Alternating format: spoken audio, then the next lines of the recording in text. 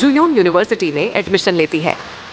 वह एक simple, obedient और इनोसेंट लड़की है जो हमेशा अपने पेरेंट्स के रूल्स फॉलो करती रही। वहाँ उसकी मुलाकात होती है ली शून से, एक सुपर इंटेलिजेंट लेकिन एरोगेंट और रिबेलियस प्रोग्रामिंग जीनियस। क्लास में दोनों की बहसें और फाइट्स शुरू हो जाती हैं।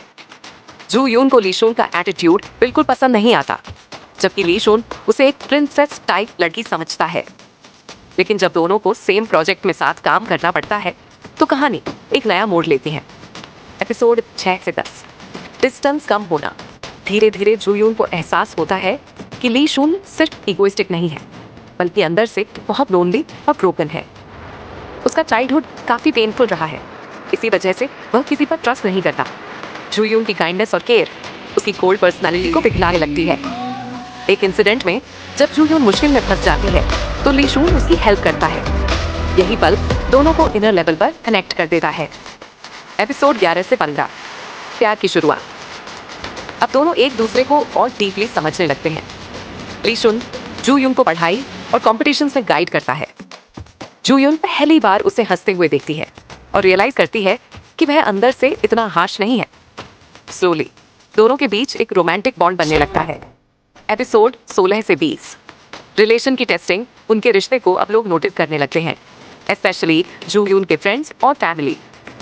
जूयून के पेरेंट्स को लीशून बिल्कुल पसंद नहीं आता, क्योंकि वह रिबल नेचर का है और उसका पास्ट साफ नहीं है।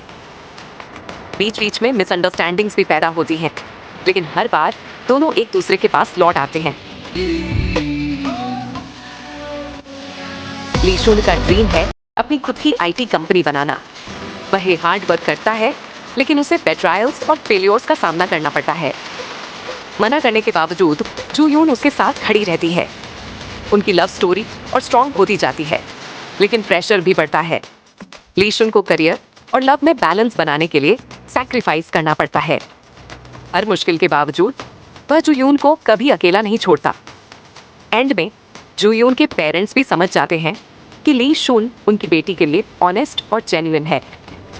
दोनों एक दूसरे के पेन को हील करते हैं और साथ में एक न्यू लाइफ शुरू करते हैं।